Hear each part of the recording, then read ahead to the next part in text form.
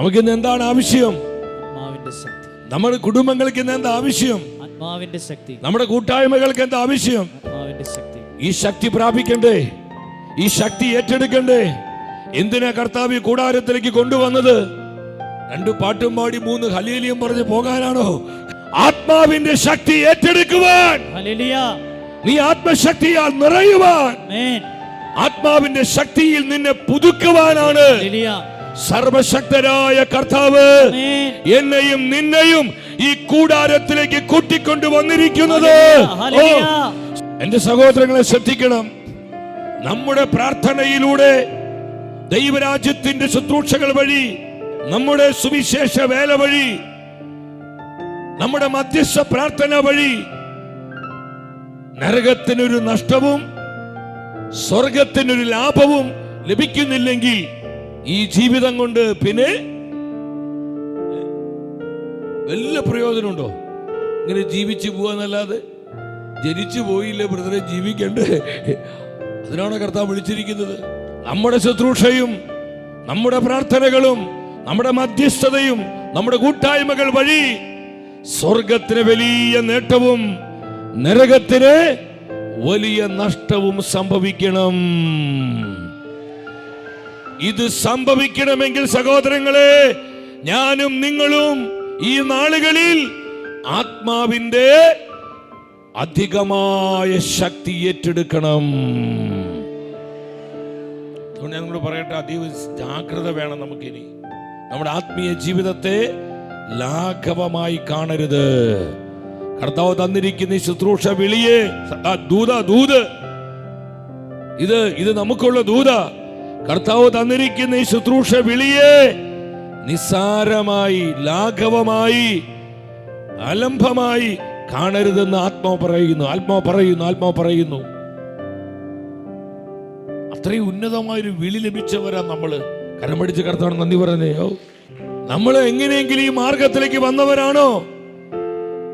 എങ്ങനെയെങ്കിലും ക്രിസ്തു മാർഗത്തിലേക്ക് വന്നവരാണോ? അല്ല പ്രിയപ്പെട്ടവരെ, ഇത് പരിശുദ്ധാത്മാവിന്റെ പദ്ധതിയാണ്. ഈ കാലഘട്ടത്തിലെ സ്വർഗത്തിലെ വലിയ പദ്ധതിയാണിത്. അതുകൊണ്ട് വചനം പഠിപ്പിക്കുന്നത്, പരിശുദ്ധാത്മാവ് നിങ്ങളുടെ മേൽ വന്നു കഴിയുമ്പോൾ നിങ്ങൾ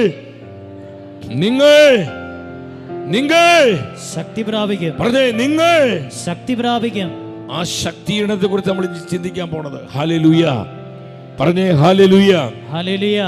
ഒന്നാമത് നിങ്ങൾ ശ്രദ്ധിക്കണം പ്രിയപ്പെട്ടവരെ, പരിശുദ്ധാത്മാവ് നമ്മിൽ നിറഞ്ഞ് അവന്റെ ശക്തിയാൽ നമ്മൾ പുതുക്കപ്പെടുമ്പോൾ സംഭവിക്കുന്ന ഒന്നാമത്തെ കാര്യം എന്താണെന്ന് പറയുന്നത്, ഇന്നത്തെ ഒരു വലിയൊരു പ്രതിസന്ധി, എൻ്റെ പ്രിയപ്പെട്ടവരെ, നിസ്സാര പ്രതിസന്ധി വരുമ്പോഴേക്കും, ഒരു ചെറിയ തകർച്ച വരുമ്പോഴേക്കും, ഒരു ചെറിയ പ്രതിസന്ധി വരുമ്പോഴേക്കും, ഒരു പ്രശ്നം വരുമ്പോഴേക്കും നമ്മൾ അസ്വസ്ഥരാകുന്നു, ആകുലചിത്തരാകുന്നു.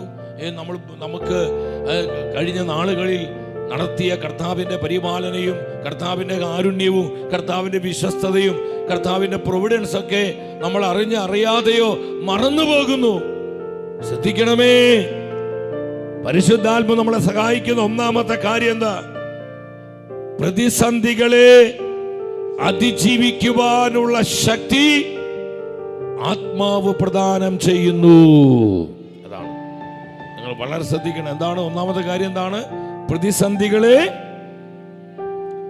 അതിജീവിക്കുവാനുള്ള ശക്തി ആത്മാവ് പ്രദാനം ചെയ്യുകയാണ്. ഒരു വെല്ലുവിളി വരുമ്പോൾ, ജീവിതത്തിന് നേരെ ചില തകർച്ചകളുടെ, ദുരിതങ്ങളുടെ, സങ്കടങ്ങളുടെ, വേദനയുടെ, കൊടിയ ദുരിതത്തിന്റെ ചില കാറ്റുകൾ ആഞ്ഞടിക്കുമ്പോൾ നമ്മൾ പതറിപ്പോകുന്നു, നമ്മൾ അസ്വസ്ഥരാകുന്നു, നമ്മൾ ദുർബലരാകുന്നു, നമ്മൾ ഭയചകിതരാകുന്നു, നമ്മൾ ആകുലപ്പെടുന്നു. കഴിഞ്ഞ നാളുകളിൽ കരം പിടിച്ച് നയിച്ച കർത്താവിന്റെ പരിപാലനയും കർത്താവിന്റെ കരുതലും കർത്താവിന്റെ കാവലും കർത്താവിന്റെ സ്നേഹവും സഹോദരങ്ങളെ നമ്മൾ അറിയാതെയോ മറന്നു പോകുന്നു. ഹല്ലേലൂയ പറഞ്ഞേ. നടത്തിയ വഴികളെ തീച്ചൂളയിൽ കർത്താവ് കരം പിടിച്ച് നയിച്ച ചില ജീവിതങ്ങള് ഇതിനകത്തിരിപ്പുണ്ട്. എന്നിട്ടും നീ എന്തിനിപ്പോ പേടിക്കുന്നത്? അതിന്റെ പകുതി പ്രശ്നം നിന്റെ ജീവിതത്തിൽ വരുമ്പോഴേക്കും നീ അസ്വസ്ഥപ്പെടുക, നീ പ്രയാസപ്പെടുക.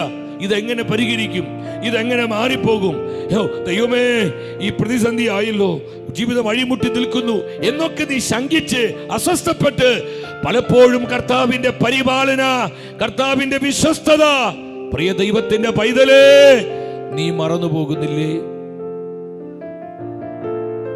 അത് കർത്താവിന് ഒത്തിരി സങ്കടമുള്ളൊരു കാര്യമാണ്. ഹല്ലേലൂയ.